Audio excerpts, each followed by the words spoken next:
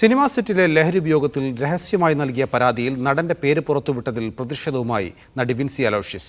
നടൻ പങ്കാളിയായ സിനിമകളെ മുഴുവൻ ഇത് ബാധിക്കും. പരാതി പുറത്തുവിട്ടത് ആരാണെന്ന് കൃത്യമായി അറിഞ്ഞാൽ പരാതി പിൻവലിക്കുമെന്നും വിൻസി അലോഷ്യസ് പറഞ്ഞു. അതേസമയം കൊച്ചിയിൽ ലഹരി പരിശോധനയ്ക്കിടെ ഹോട്ടലിൽ നിന്ന് നടൻ ഷൈൻ ടോം ചാക്കോ ഇറങ്ങിയോടിയതിൽ ഇപ്പോൾ കേസെടുക്കാനാവില്ലെന്ന് പോലീസ് അറിയിച്ചു.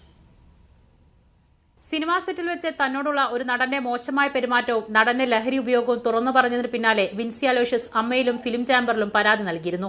രഹസ്യ സ്വഭാവമുള്ള പരാതിയുടെ ഉള്ളടക്കം ഉൾപ്പെടെ പുറത്തു വന്നതിന് പിന്നാലെയാണ് വിൻസിയുടെ പ്രതികരണം.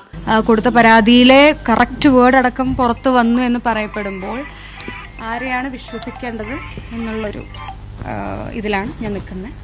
ഒറ്റയ്ക്ക് ഒരു നിലപാടെടുത്ത് മുന്നോട്ട് പോയാൽ മതിയായിരുന്നു എന്നെനിക്ക് തോന്നുന്നു.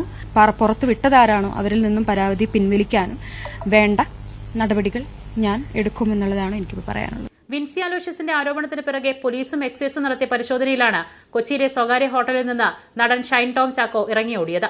3-ാം നിലയിലെ ജനാല വഴി അതിസാഹസികമായി ചാടിയായിരുന്നു ഷൈനിന്റെ ഓട്ടം.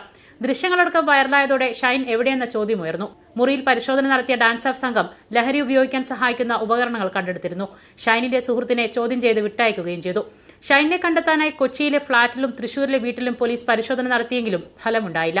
എന്നാൽ നടനെതിരെ കേസെടുക്കേണ്ട നിലപാടിലാണ് പോലീസ്. ലഹരി ഉപയോഗിച്ചതിനും കൈവശം വെച്ചതിനും തെളിവ് ലഭിച്ച ശേഷം തുടർ നടപടി സ്വീകരിക്കാനാണ് കൊച്ചി സിറ്റി പോലീസിന്റെ തീരുമാനം. മീഡിയ 1 കൊച്ചി.